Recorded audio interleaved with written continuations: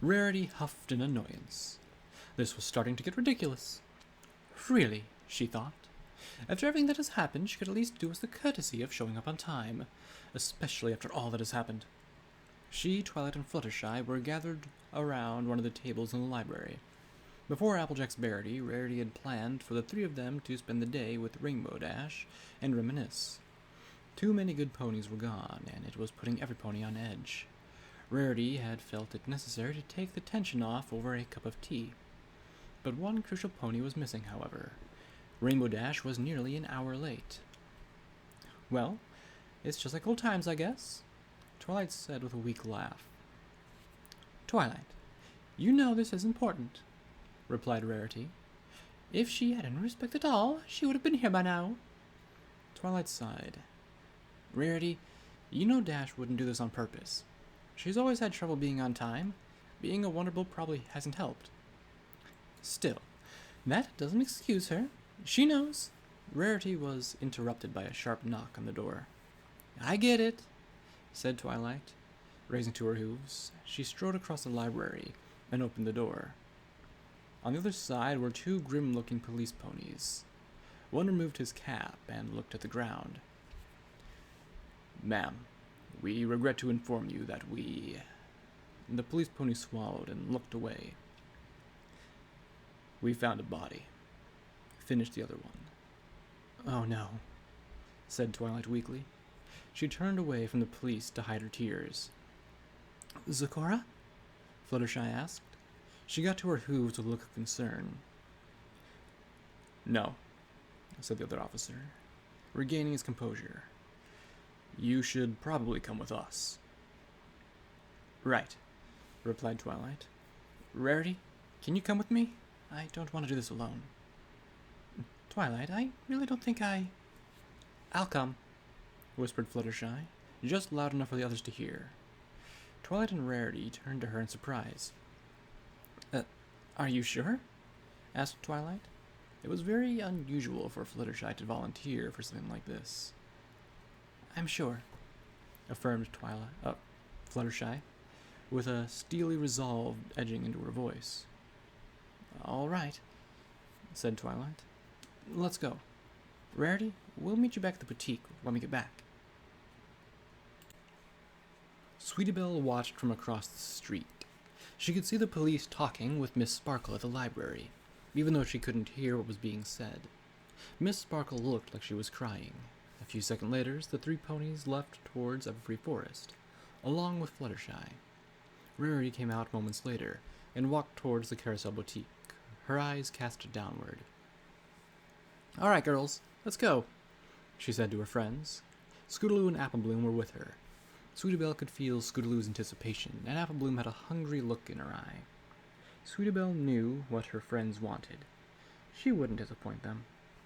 Sweetie Belle would have preferred to save this for later, at least until Miss Sparkle and Fluttershy were dealt with. However, with the police involved, every pony was on high alert. It wouldn't be too much longer until ponies started to get suspicious of the Crusaders. Sweetie Belle had planned to be far away from Ponyville when that started. The Crusaders raced back towards the boutique and entered the back door. They then waited in the dark, staying completely silent. They sat there for around 5 minutes, until the door finally opened. Rarity stepped through and carefully shut it behind her. As soon as she thought she was in private, Rarity gave a loud wail and ran sobbing into her favorite couch in the corner. She threw herself onto it, crying into the pillow. "Who is it now? I can't take this any more," she yelled to No Pony. "I've already lost 4 friends. I will not lose another. Why is this happening to me?" "You selfish foal." Rarity squealed and jumped, whipping her head towards the unexpected voice. She sighed with relief when she saw Sweetie Belle stepping out from the shadows. She was about to walk over to her sister when her words sunk in. "What did you say to me?" Rarity snapped. She was in no mood for her little sister to be talking to her like that. "I said, you're being a self-centered little foal, like you've always been. Just an overgrown brat," said Sweetie Belle. Rarity was taken aback. Her and her sister fought all the time, but not without reason. For Sweetie Belle to just start hurling insults was completely uncharacteristic. Something was wrong, and Rarity knew it. However, that didn't stop her from raising to Sweetie Belle's taunts. "Who do you think you are, young lady? You have no idea what I've been through." "Yes, I do. Every pony does.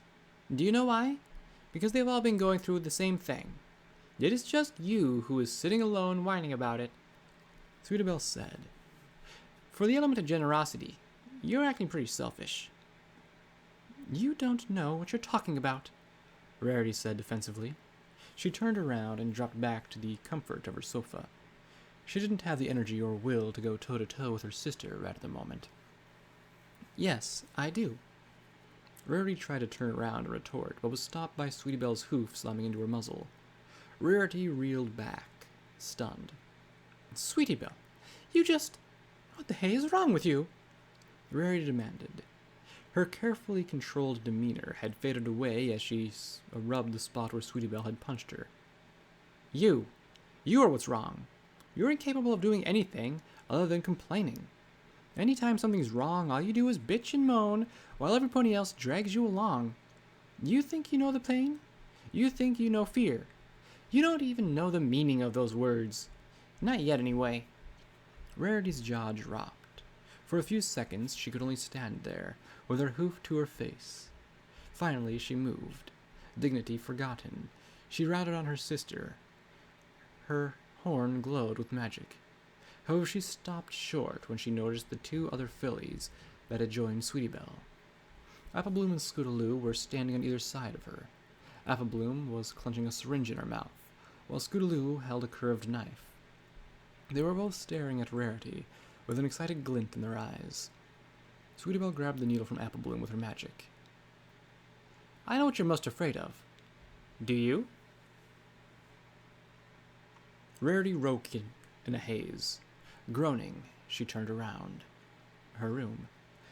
She must have passed out while working. Rarity realized she had a terrible headache. Her forehead felt like it was split open. She moved her upper temple. As she did, her hoof brushed against something hard. She looked to where she felt the disturbance and gasped. Her hooves were tied to the posts of her bed with lengths of red ribbon. She could still move each hoof a little, but the bindings were tight. She struggled for a bit, but couldn't get free. As she struggled, she started to remember what happened. Not the whole event, but bits and pieces. She remembered a struggle with her sister. Scootaloo and Apple Bloom were there too. There was something about a needle, then nothing. Everything went dark after that. Rarity reached for her magic, trying to untie herself. Nothing came. She tried again, concentrating harder. Again, she couldn't access her powers. Rarity grunted in frustration. "Having trouble, sis." Rarity looked over her stomach, towards the far wall. The three Cutie Crusaders were there. They were standing so still that Rarity hadn't noticed them at first. With a chill, she saw Scootaloo was holding a curved knife. "What did you do to me?" Rarity slurred. The sleep drug hadn't worn off completely. Sweetie Belle said nothing, but nodded towards Rarity's left hoof. Rarity looked where Sweetie Belle indicated. It was the same place where she had felt something brush against her. She squinted, and through her blurred vision she saw something. It was a small white cone, as white as her coat. A shallow groove spiraled along its length. Rarity's eyes shot open. The after effects of the drug were shaken off immediately by the sight of it. Horror welled up inside of her as she stared at the object. She knew exactly what she was looking at. A unicorn horn. Her unicorn horn. Rarity turned away, tears welling in her eyes. She leaned over the other side of her bed as much as possible and vomited onto the floor. She turned towards her sister, hatred boiling inside of her. "When I get out of here, you're in a world of hurt," Rarity snarled. Sweetie Belle made no reply. She simply walked over to the side of the room towards the large mirror that Rarity used to help her fit dresses. With a grunt, Sweetie Belle pushed it towards the side of the bed, aligning it so that Rarity could get a good look at herself. Rarity gasped as what she saw. Where her horn had been, a stump remained. The rest of her face was covered in purple bruises. Rarity gave a choking sob and tried to look away from the terrible sight of her own face. However, Sweetie Belle held her head still with her magic. She stepped behind her sister so that Rarity could see her in the mirror as well. "Do you know what your problem is?" asked Sweetie Belle. "You think you have it a lot tougher than you actually do. You have a really good life, but you constantly complain about how hard everything is. You have no idea what real fear or pain is like. So I'm going to show you. I'm doing you a favor, really." Sweetie Belle took a knife from Scootaloo. Still holding Rarity's head, she gently placed the blade on her cheek. Rarity whimpered and looked down at it, holding absolutely still. "Do you know what you're really afraid of most? It's not just losing your beauty like every pony thinks. No, it's more than that." "Sweetie Belle," Rarity said carefully, "get that knife away from me." Sweetie Belle continued talking as if Rarity hadn't said anything. "You're afraid of ponies looking down on you. That's why you are so afraid of doing anything that would diminish the veil of dignity you make for yourself. You want every pony to think that you're above them." Sweetie Belle adjusted the knife so that it was pointing directly down at Rarity's face. The tip drew a pinprick of blood. Sweetie Belle pressed the knife against Rarity's face. It slipped through her pearl-white skin. With almost no effect, the blade cut right through the muscle, entering the cavity of her mouth. Rarity shrieked as blood dripped down her face. Some poured into her mouth and down her throat, causing her to gag. The copper taste, combined with the pain, nearly made her throw up again. Sweetie Belle continued pushing. The knife sunk deeper into Rarity's face, opening the wound wide. Rarity tried to cry out, but her tongue rubbed against the edge of the blade. With a muted whine, she felt a layer of flesh peel away from it. Finally, the tip of the knife met the inside of Rarity's other cheek. Feeling the resistance, Sweetie Belle plunged the knife down, hard. It tore through the tissue and sank deeper into the sheets below. Sweetie Belle let go of the knife and stepped back. Rarity was gently sobbing on the bed. The knife that was shoved through her face was pure agony. Every breath she took sent a lance of pain through her mouth. Her head pounded, sending torrents of blood from the twin gashes. The crimson stain had started to form on the bed sheets. "I wonder what every pony would think of you now," mocked Sweetie Belle. "The great designer Rarity, all disfigured and crying like a foal." "I think that knife is starting to hurt a little," said Scootaloo from behind her. A grisly smile of delight split her features. "Maybe you should take it out." Sweetie Belle nodded to her friend and grabbed the knife of the handle once more. With a smile, she started to saw the blade back and forth, pulling it towards the front of Rarity's mouth. 2 red gashes were left in the wake of the blade as it traveled forth.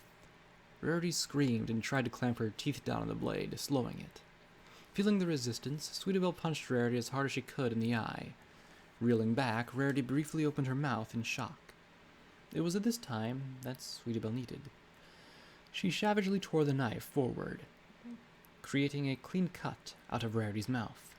A line of blood splashed across the mirror as the blade arced out towards it. Rarity's mouth opened wide as she cried out, separating the 2 gashes that now dominated her face. Twin rivers of blood poured down her chin. Rarity looked in the mirror again. The cuts made it look like her mouth extended halfway up her face. Though she looked on in horror, her reflection gave a bloody smile back at her. She closed her eyes, unable to bear the sight of her own face any longer. "Oh, no, you don't," Sweetie Belle snapped. She used the magic to grasp the eyelashes on one of Rarity's eyes and pulled them upward. She then brought the tip of the knife down and traced the line across the eyelid.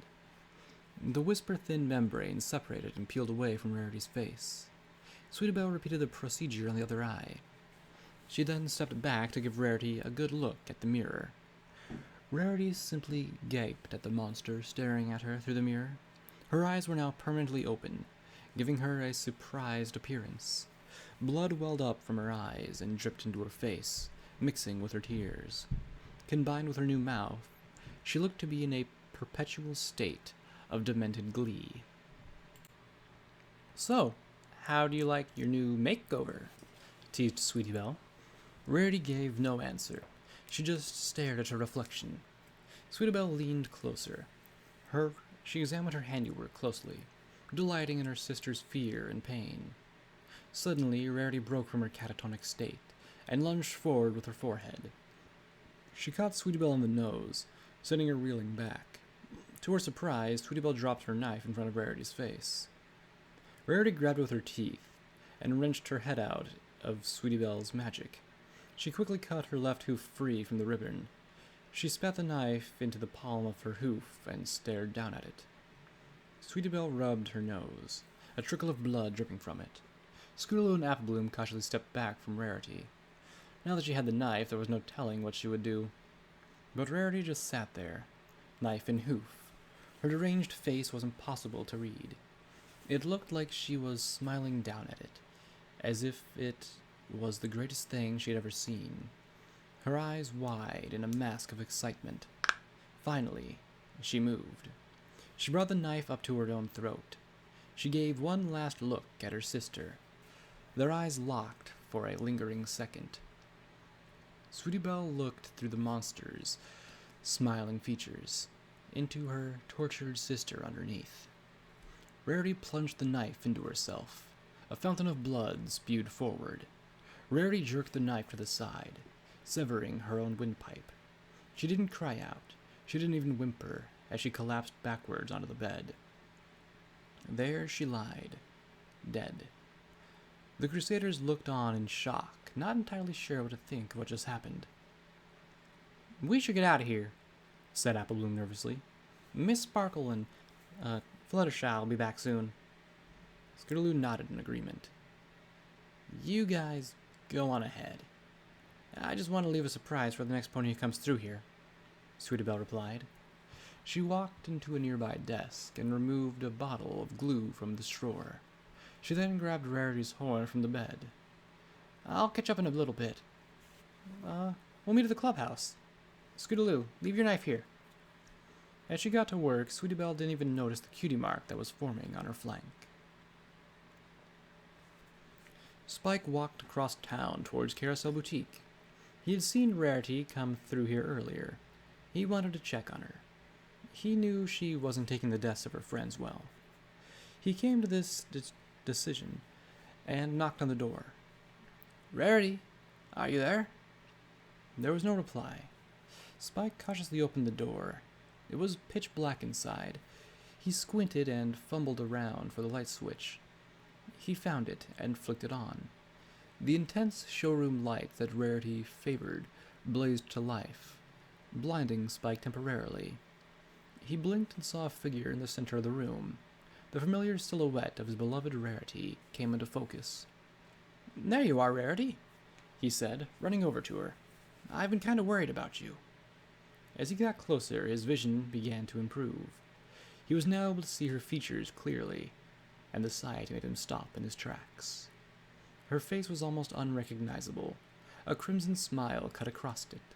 It had a sinister look to it. Where Rarity's eyes should have been, there were only bulging sockets filled with cotton. Stitched cuts crossed her body, most prominently across her throat, where her once white coat was permanently stained red. Seeing the mutilated pony before him was too much for the young dragon. He swayed and collapsed onto the floor, and passed out.